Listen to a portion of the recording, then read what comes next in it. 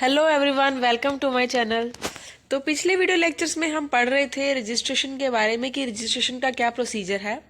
तो अगर आपने मेरी पिछले वीडियो लेक्चर्स को अभी नहीं देखा तो प्लीज़ जाके पहले देख लीजिए ताकि आपको कंसेप्ट की क्लैरिटी हो जाए। तो आज हम पढ़ेंगे रिटर्न्स अंडर जीएसटी। तो देखिए, रिटर्न क्या होता है, आपने सुना भी होगा कि जब हम जीएसटी के अंडर रजिस्ट्रेशन करवा लेते हैं तो जीएसटी रिटर्न फाइल करते हैं। तो रिटर्न क्या है कि रिटर्न एक डॉक्यूमेंट है जिसमें सारी इन्फॉर्मेशन दी जाती है कि कितनी सेल्स हुई है एक पर्टिकुलर टाइम में, कितनी सप्लाई हुई है गुड्स और सर्विसेज की, और जितना टैक्स कलेक्ट किया गया है उस सब की डिटेल को रिटर्न के अंदर लिखा जाता है। ठीक है, तो अब हम returns to be filed by taxable registered person को पढ़ेंगे। देखिए, taxable registered person is the person who is registered under GST, right. GST के अंदर रजिस्टर्ड है और साथ ही साथ वो टैक्सेबल रजिस्टर्ड पर्सन है, मतलब उसे टैक्स भी पे करना पड़ता है। तो वो रजिस्टर्ड पर्सन को रिटर्न्स फाइल करनी पड़ती है। अब देखिए, आगे कैटेगरी में इसको डिवाइड किया गया है। Regular returns for a normal taxable registered person, returns of inward supply, monthly return और quarterly return, person with composition scheme, first return, annual return. देखिए, अब आपको एक एक हेडिंग को मैं धीरे धीरे समझाऊंगी ताकि आपको अच्छे से क्लैरिटी हो सके। तो सबसे पहले हम पढ़ते हैं regular returns for a normal taxable registered person. अब देखिए, एवरी रजिस्टर्ड पर्सन, हर एक registered person other then N input service distributor, non resident taxable person, ठीक है, या तो इनपुट सर्विस डिस्ट्रीब्यूटर है या नॉन रेजिडेंट टैक्सेबल पर्सन है, मतलब ये सारे पर्सन एक्सक्लूड करके बाकी के जो रजिस्टर्ड पर्सन है, मतलब उन सबको रिटर्न फाइल करनी पड़ती है इलेक्ट्रॉनिकली। ठीक है, और इसमें एक्सक्लूड कौन कौन से है basically, other than input service distributor, non resident taxable person, या फिर अगर कोई पर्सन टैक्स पे कर रहा है अंडर कंपोजिशन स्कीम। देखियो, कंपोजिशन स्कीम क्या होती है, इसका वीडियो लेक्चर्स भी मैंने बनाए हुए हैं और उसका लिंक मैं डिस्क्रिप्शन बॉक्स में दे दूंगी ताकि आप उस टॉपिक को पढ़ सकें। और section 51 tax deduction at source और section 52 tax collection at source. ठीक है, इस सब को भी मैंने अपनी पिछले वीडियो लेक्चर्स में एक्सप्लेन किया हुआ है। तो जो रजिस्टर्ड पर्सन है वो रिटर्न फाइल करेगा electronically in form GSTR, GST return, goods and services tax return 1। The details of outward supply of goods और services are both affected during a tax period.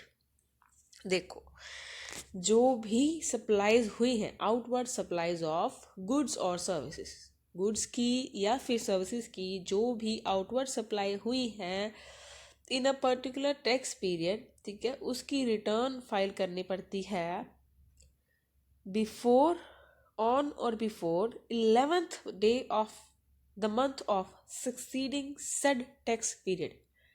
मतलब एक पर्टिकुलरली जो एक period है, ठीक है, जिस पीरियड का टैक्स जो है पे किया गया, उस टैक्स पीरियड के सक्सीडिंग मतलब नेक्स्ट मंथ के 11th डेट को या उससे पहले ही हमें वो रिटर्न फाइल करनी पड़ती है इलेक्ट्रॉनिकली। ठीक है, फॉर्म जीएसटीआर 1 में। अब देखो, कंटेंट्स ऑफ जीएसटीआर जो 1 है, ठीक है, उसमें क्या क्या होता है, बेसिक एंड अदर डिटेल्स। कौन कौन सी डिटेल्स होती हैं, डिटेल्स ऑफ इनवर्ड सप्लाईज होती हैं, ठीक है, जीएसटी आईएन, ठीक है, जो जीएसटी नंबर होता है आपका, और legal name, trade name, aggregate, जो टर्न ओवर है, टैक्स पीरियड, मतलब ये सारी डिटेल्स उसमें मेंशन की जाएंगी। ठीक है, और जो डिटेल्स ऑफ आउटवर्ड सप्लाईज है, जो आउटवर्ड सप्लाई क्या, ये B2B बिजनेस टू बिजनेस हुई है, बिजनेस टू कंज्यूमर हुई है, या फिर जो जीरो रेटेड डीम्ड एक्सपोर्ट्स हैं, क्रेडिट नोट्स इशू किए गए हैं, ठीक है, नॉन नील रेटेड और एग्जाम्प्टेड जीएसटी अमेंडमेंट्स है फॉर अ पर्टिकुलर पीरियड या फिर प्रायर पीरियड की। तो ये तो बेसिक डिटेल्स आ जाती हैं कि ये डिटेल्स में उसमें होंगी, और GSTR 1 की ये कंटेंट्स हैं। ठीक है, तो ये था एक नॉर्मल टैक्सेबल रजिस्टर्ड पर्सन के लिए जो कि जीएसटी रिटर्न फाइल करता है। ठीक है, अब नेक्स्ट में हम पढ़ेंगे रिटर्न्स ऑफ इनवर्ड सप्लाई। ठीक है, सेक्शन 38 CGST एक्ट। ठीक है, इनवर्ड सप्लाई समझते हो आप, ठीक है, जो जो हमारे पास आ रही है, इनवर्ड हो रही है, आ रही है सप्लाई, तो एवरी रजिस्टर्ड पर्सन, ठीक है, इनवर्ड सप्लाई की बात हो रही है तो मतलब हमारे पास हमें आ रही है, हम रिसिपिएंट है। ठीक है, हर registered person other than, same thing repeat हो रही है, इनपुट सर्विस डिस्ट्रीब्यूटर या फिर नॉन रेजिडेंट टैक्सेबल पर्सन, या a person paying tax under the provisions of section 10, ठीक है, composition levy scheme, tax deduction at source and collection of tax at source, means ये सारी डिटेल्स तो same ही आ गई उसमें।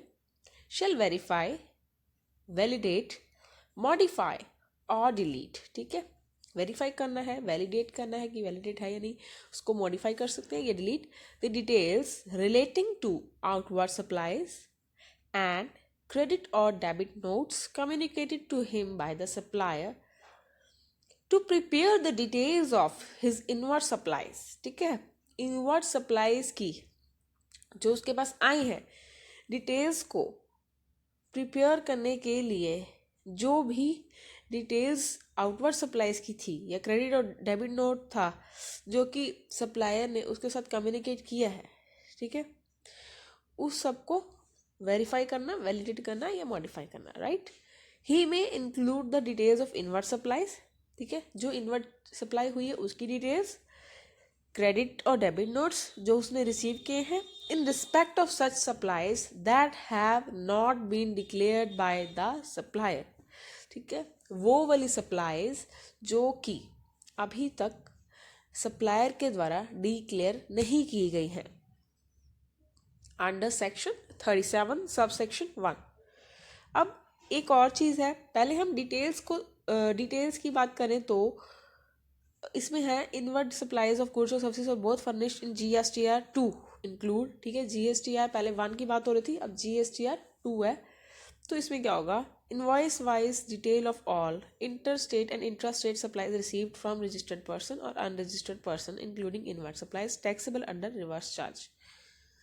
देखो, invoice wise detail of all interstate and intrastate supplies received, ठीक है, किसी रजिस्टर्ड पर्सन या फिर अनरजिस्टर्ड पर्सन से जो भी इंटरस्टेट, ठीक है, एक स्टेट से दूसरी स्टेट या इंट्रास्टेट मतलब विद इन द स्टेट जो सप्लाई रिसीव हुई है including inward supplies taxable under reverse charge. What is the reverse charge? देखो यहाँ पे क्योंकि रेसिपिएंट की बात हो रही है तो रिवर्स चार्ज बेसिस में जो टैक्स है, टैक्स की लायबिलिटी किसकी होती है, रिसीवर की, ठीक है, सप्लायर की नहीं होती। जो फॉरवर्ड चार्ज बेसिस पे होता है तो उसमें ये सब भी मैंने एक्सप्लेन किया कि फॉरवर्ड चार्ज बेसिस में सप्लायर टैक्स कलेक्ट करता है और रिवर्स चार्ज बेसिस में रिसिपिएंट। तो देखो, रिवर्स चार्ज बेसिस में टैक्स के लिए रिसिपिएंट लायबल होता है। अब इंपोर्ट ऑफ गुड्स और सर्विसेज मेड, ठीक है, कोई भी गुड्स सर्विस हमने इंपोर्ट की है, debit and credit notes if any received by the registered person from suppliers irrespective of above supplies, ठीक है, या फिर कोई डेबिट और क्रेडिट नोट उसने रिसीव किया है, then these details based on part A, B, C and D of form GSTR 2A shall be furnished in form GSTR 2 electronically through the common portal। तो ये सारी डिटेल्स को common portal जो कि GST का है वहाँ पे जाके हम फॉर्म GSTR 2 की बात हो रही है यहाँ पे, उसमें हम फर्निश करेंगे। ओके, तो ये सारे जो आपको कंटेंट इसमें एक्सप्लेन किया गया है उस सबको आप एक बार अच्छे से रिवाइज कर लीजिए ताकि चीज़ें मिस ना हो। ओके, सो बढ़ते हैं नेक्स्ट पॉइंट की तरफ। Third point is monthly return और क्वार्टरली रिटर्न। अब इसमें बात हो रही है मंथली रिटर्न की कि हर मंथ मतलब जो है मंथली रिटर्न्स जो फाइल की जाती हैं, या फिर क्वार्टरली रिटर्न है मतलब ये को जो है 4 पार्ट्स में डिवाइड किया है और 3 मंथ का एक क्वार्टर बन जाता है, तो उसके अकॉर्डिंग अगर की जा रही है तो every registered person other than a input service distributor, non resident taxable person and a person paying tax under the provisions of section 10 composition levy और सेक्शन 51, तो सेम चीज़ें रिपीट हो रही हैं। और section 52 shall for every calendar year और part thereof furnish, मतलब एक कैलेंडर मंथ एक्सप्लेन किया यहाँ पे, मंथली रिटर्न्स हो रही है ना, तो कैलेंडर मंथ या फिर उसका पार्ट, ठीक है, या फिर क्वार्टरली आप कह सकते हैं, इन द फॉर्म GSTR 3 और रिटर्न इलेक्ट्रॉनिकली ऑफ, ठीक है, रिटर्न फाइल करनी है GSTR 3 में। पहले पॉइंट में बात हो रही थी GSTR 1 फॉर्म 1 और उस सेकंड पार्ट में हो रही थी 2 और यहाँ पे बात हो रही है GSTR 3 की। तो जो रिटर्न फाइल करनी है इलेक्ट्रॉनिकली वो किस में क्या क्या होगा, inward and outward supplies of goods और सर्विसेज और बोथ, ठीक है, या फिर इनपुट टैक्स क्रेडिट पे भी पर्टिकुलरली मैंने वीडियो लेक्चर पूरा बनाया हुआ है, वहाँ से आप देख सकते हैं। और या फिर जो टैक्स पेएबल है, ठीक है, या फिर जो टैक्स पे कर दिया हुआ है, and such other particulars on और before the 20th day of the month succeeding such calendar month और पार्ट देयर ऑफ, ठीक है। जो कैलेंडर मंथ है, जिस मंथ की यहाँ बात हो रही है, जिसके लिए रिटर्न फाइल करी जा रही है, उसके सक्सीडिंग मतलब अगले नेक्स्ट मंथ के 20th डे को या फिर उससे पहले पहले हमें जो है रिटर्न फाइल कर देनी है इलेक्ट्रॉनिकली GSTR 3 में। Clear. Part A of this return shall be electronically generated on the basis of information furnished through returns in Form GSTR 1, Form GSTR 2 and based on other liabilities of preceding tax provision। तो जो part A है return का, उसको electronically generate किया जाएगा on the basis of information, ठीक है, जो जो इन्फॉर्मेशन भरी गई हैं फॉर्म GSTR 1 में, 2 में और जो अदर लाइबिलिटीज़ हैं। जो पार्ट बी होगा इस रिटर्न का, उसमें क्या क्या डिटेल्स होंगी? Details of tax, interest, penalty, fee और any other amount payable under the act और these rules by debiting in the electronic cash ledger और electronic credit ledger. Okay, so उसमें सारी टैक्स की डिटेल होगी, इंटरेस्ट, पेनल्टीज, फीस वगैरह, मतलब tax related सारी बातें होंगी। तो जो वो सारी डिटेल्स हैं उसमें वो होंगी उस पार्ट बी में डाली जाएंगी, ठीक है। तो फिर this return shall also be consider to be an application for eligible refund under some specified provision, ठीक है। कुछ स्पेसिफाइड प्रोविजन होती है जिसके अंडर हमें रिफंड मिलता है। तो अगर उस के लिए हमें एलिजिबल होना है, मतलब उस वो रिफंड अगर हम चाहते हैं, उसके लिए एलिजिबल होने के लिए एप्लीकेशन फाइल करनी पड़ती है। तो इस रिटर्न को एक ऐसे एज ए एप्लीकेशन भी समझा जाता है ताकि हम उसके लिए एलिजिबिलिटी पा सकें रिफंड के लिए। ओके, तो ये आ गया मंथली रिटर्न और क्वार्टरली रिटर्न की बात। अब नेक्स्ट बढ़ते हैं हम person with composition scheme GSTR 4, ठीक है। जिसने तो अपने आप को कंपोजिशन स्कीम के अंडर रजिस्टर करवाया हुआ है, तो उस पर्सन के लिए है ये। Section 10 of the Act provides that if aggregate turnover of a person does not exceed 15 crore, okay, so this limit was increased to 1.5 crore and 1 crore। फिर देखिए, तो वन मिस्टेक इज हेयर कि जो person does not exceed 1.5 crore है, यहाँ पे 15 नहीं है। तो this limit was increase to 1.5 crore from 1 crore, मतलब पहले ये लिमिट 1 करोड़ थी, ठीक है, अब 1.5 करोड़ हो गई है। तो the person can opt for payment of tax for a specified rate, ठीक है। ये limits basically composition scheme opt करने के लिए ही दी गई हैं। तो वो पेमेंट ऑफ टैक्स का जो पर्सन एग्रीगेट जो कंपोजिशन स्कीम को ऑप्ट कर रहा है, वो टैक्स पे कर सकता है at a specified rate as against the normal rate after obtaining approval of proper officer. Such person is required to file the return on quarterly basis. तो देखो, जो पर्सन कंपोजिशन स्कीम के लिए opt करता है उसे एक स्पेसिफाइड रेट पे ही टैक्स पे करना पड़ता है, मतलब उसको मतलब नॉर्मल पर्सन से टैक्स कम पे करना पड़ता है। जो पर्सन कंपोजिशन स्कीम के लिए को ऑप्ट करता है, तो उस स्पेसिफाइड रेट पे जब वो टैक्स पे करेगा, वो सिर्फ तभी पे कर पाएगा अगर वो प्रॉपर ऑफिसर से अप्रूवल ले लेता है, ठीक है। तो अगर उसे प्रॉपर ऑफिसर ने अप्रूवल दे दिया तो he can pay tax at a specified rate and, और उस पर्सन को जो रिटर्न फाइल करनी पड़ती है वो क्वार्टरली बेसिस पे करनी पड़ती है, राइट। और as per section 39 subsection 2 of the act, the return for each quarter shall be filed electronically in such form and is in such manner within 18 days after the end of the quarter, ठीक है। जब एक quarter का and होता है, क्योंकि वो quarterly basis पे पर्सन पे कर रहा है, फाइल रिटर्न फाइल कर रहा है क्वार्टरली बेसिस पे, तो जब एक क्वार्टर खत्म हो जाता है, एक क्वार्टर, तो उस क्वार्टर के खत्म होने के 18 दिन के अंदर अंदर 18 days, within 18 days of end of such quarter, he is required to file return electronically, ठीक है। उसे रिटर्न फाइल करनी पड़ेगी इलेक्ट्रॉनिकली उस क्वार्टर के एंड के 18 डेज के अंदर अंदर। Clear. As per rule 4 of the return rules, the return is required to be filed in form GSTR 4। तो यहाँ पे किस वाले फॉर्म की बात हो रही है? GSTR 4। तो बेसिकली अलग अलग एलिजिबिलिटीज के अकॉर्डिंग, कैटेगरीज के अकॉर्डिंग एक पर्सन को डिफरेंट फॉर्म्स पे रिटर्न फाइल करनी पड़ती है एज पर द डिटेल्स, ठीक है। तो अब जो डिटेल्स है GSTR 4 फॉर्म की, उसमें क्या है? Invoice wise interstate and intrastate invert supplies receive from registered and unregistered persons. जो भी सप्लाईज रिसीव हुई हैं रजिस्टर्ड पर्सन से या फिर अनरजिस्टर्ड पर्सन से, चाहे वो इंट्रा है या इंटरस्टेट है, तो उसका जो इनवॉइस वाइज जो सप्लाईज की डिटेल्स है वो। फिर consolidated details of outward supply, जो आउटवर्ड सप्लाई की गई हैं उनकी डिटेल्स, और जो टैक्स पेएबल है या टैक्स पे किया गया है, ठीक है, जो टैक्स पे कर दिया गया है, टैक्स पेड। अब इन सब डिटेल्स को आप अच्छे से रीड कीजिए। अब बढ़ते हैं नेक्स्ट पॉइंट की तरफ, फर्स्ट रिटर्न अंडर सेक्शन 40। देखिए, हर एक registered person who has made outward supplies in the period between the date on which he become liable to registration till the date on which registration has been granted shall declare the same in the first return furnished by him after grant of registration। ठीक है, हर एक registered person जिसने की outward supplies की है, supply की है बाहर उसने, ठीक है, तो अब इसमें पीरियड एक हम कंसिडर करेंगे, वो कौन सा पीरियड है, between the date on which he become liable to registration. ठीक है, जिस डेट को वो पर्सन, अब आप कहेंगे कि रजिस्ट्रेशन के लिए क्या लायबिलिटी है, तो उस सब को भी मैंने अपनी वीडियो लेक्चर्स में एक्सप्लेन किया क्या, मैंने अपनी वीडियो लेक्चर्स में इस चीज़ को एक्सप्लेन किया कि who becomes liable to register under GST।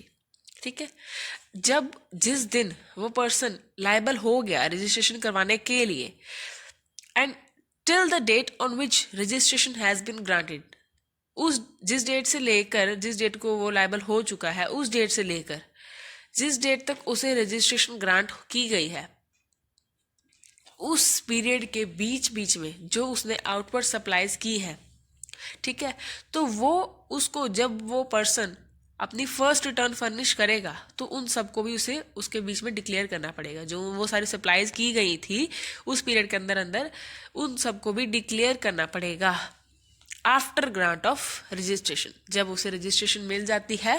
ठीक है, तो उस पर्सन को अपनी फर्स्ट रिटर्न में वो सारी डिटेल्स सबमिट करवानी पड़ेगी। Clear? When a person becomes liable to registration after his turnover crosses the threshold limit of 20 lakh or 10 lakh, he may apply for registration within 30 days of becoming so। मतलब ये चीज़ मैंने आपको पहले भी explain की है कि जब एक पर्सन की जो थ्रेशोल्ड लिमिट है टर्नओवर की वो क्रॉस कर जाती है 20 लाख और 10 लाख, ठीक है, तो वो फिर पर्सन रजिस्ट्रेशन के लिए अप्लाई कर सकता है। अब रजिस्ट्रेशन के लिए जो अप्लाई करना है उसकी भी जो लिमिट दी गई है वो 30 डेज दी गई है कि जिस डेट को आप लायबल हो जाते हो रजिस्ट्रेशन करवाने के, उस डेट से लेके 30 डेज के अंदर अंदर आपको रजिस्ट्रेशन के लिए अप्लाई करना पड़ता है। Thus, there might be a time lag between a person becoming liable to registration and grant of registration certificate। ठीक है, एक टाइम होता है कि जब पर्सन, तो यही टाइम ही है जिसकी ऊपर भी बात हो रही थी। ठीक है, जो पीरियड की बात हो रही थी ऊपर, दिस इज द पीरियड कि जब वो लायबल हो जाता है, उस पीरियड से लेकर जब तक उसे वो रजिस्ट्रेशन ग्रांट कर दी जाती है। ठीक है, तो during the intervening period such person might have made the outward supplies, तो हो सकता है कि जिस डेट को वो लायबल हो गया था उससे लेके जब तक उसको मिल रही है रजिस्ट्रेशन, तो टाइम जो लगा उसमें, उस टाइम के बीच बीच में उसने कुछ आउटवर्ड सप्लाईज की हो, तो जो वो आउटवर्ड सप्लाईज की गई है। Now in order to enable such registered person to declare the taxable supplies made by him for the period between the date on which he becomes liable to registration till the date on which registration has been granted so that ITC can be availed by the recipient on such supplies firstly. ठीक है, तो जब वो person अपनी first return file कर रहा है तो उसको फर्स्ट रिटर्न फाइल करते वक्त जो आउटवर्ड सप्लाईज उस पीरियड में की गई थी, पहले पीरियड में, तो उस टाइम के पीरियड की आउटवर्ड सप्लाईज को उसमें मेंशन करना पड़ता है। क्लियर? तो देखो, उन सब सप्लाईज की डिटेल्स को मेंशन करने का क्या पर्पस होता है। बेसिकली आपको जो ITC है, इनपुट टैक्स क्रेडिट, जिन गुड्स की सप्लाईज आपने तब की थी, उन गुड्स की सप्लाईज का जो ITC है उसको सबसे पहले अवेल करवाने के लिए कि आपको पहले उसका ITC मिल जाए, जो गुड्स आपने पहले उस रजिस्ट्रेशन ग्रांट होने से पहले जो की थी सप्लाईज, उनका ITC पहले अवेल करवाने के लिए आपको फर्स्ट रिटर्न के वक्त इसकी डिटेल्स लिखनी पड़ती है। होप सो कि मैं आपको क्लियर कर पाई हूँ इस टॉपिक को। आप एक बार इसको अच्छे से रीड कीजिए। अब बढ़ते हैं नेक्स्ट पॉइंट की तरफ, एनुअल रिटर्न। ठीक है, तो ये लास्ट पॉइंट है, एनुअल रिटर्न सेक्शन 44। देखो, इसमें अब क्या है कि every registered person annual return आप समझते होंगे कि जो ईयरली की जाती है पूरे एक साल की. Every registered person other than input service distributor and paying tax under 51 or section 52, and a non-resident taxable person and a casual taxable person paying tax under the provision of section 10, which is composition scheme, right? तो उन सब person को shall furnish an annual return for every financial year from 1st April to 31st March electronically on or before the 31st day of December. Okay, तो या 31st day of December को या उससे पहले पहले ही उसे रिटर्न फाइल करनी पड़ती है. अब जो ये रिटर्न है following the end of such financial year in form, कौन सा फॉर्म है? GSTR-9 through the common portal either directly और through a facilitation centre notified by the commissioner. ठीक है, जो भी कॉमन पोर्टल बनाया गया है जीएसटी की रिटर्न फाइल्स करने के लिए, वहाँ पे उस पर्सन को फॉर्म GSTR-9 में अपनी रिटर्न इलेक्ट्रॉनिकली फाइल करनी पड़ेगी. डेट भी मेंशन की गई है. क्लियर? अब dealers under composition levy shall file return under form GSTR-9A. जो डीलर्स हैं कंपोजिशन लेवी स्कीम के अंडर, उनको रिटर्न फाइल करनी पड़ेगी under form GSTR-9A. Every registered person whose aggregate turnover during a financial year exceeds 1 crore rupees and is required to get his accounts audited. हर एक registered person जो जिसकी aggregate turnover एक financial year की 1 crore से exceed कर जाती है and is required to get his account audited, उसको अपने अकाउंट्स ऑडिटेड कराने पड़ते हैं, ऑडिट करवाने पड़ते हैं, shall furnish a copy of audited annual accounts. ठीक है, क्योंकि वो पर्सन अब अपने अकाउंट्स ऑडिट करवा रहा है, तो उसको जो ऑडिटेड एनुअल अकाउंट्स होंगे, मतलब वो वाले एनुअल अकाउंट्स जिनको ऑडिट कर दिया गया है, and a reconciliation statement duly certified in form GSTR-98 electronically through the common portal. ठीक है, एक रिकॉन्सिलेशन स्टेटमेंट और एक ऑडिटेड एनुअल अकाउंट्स, दो चीज़ों को उसको अपना शो करना पड़ेगा. तो through electronically through common portal directly भी कर सकता है या फिर किसी फैसिलिटेशन सेंटर के थ्रू भी कर सकता है. तो ये थे हमारे 6 पॉइंट्स. उम्मीद करती हूँ कि आपको मैं समझाए गए कंसेप्ट की क्लैरिटी होगी. तो आप प्लीज़ मेरे चैनल को सब्सक्राइब कर दीजिए ताकि आपको मेरे आने वाले वीडियोस की नोटिफिकेशन भी मिल सके. मेरे चैनल को लाइक कीजिए और कमेंट कीजिए और प्लीज़ बताइए कि आपको मेरी वीडियो कैसी लगी. Thank you so much.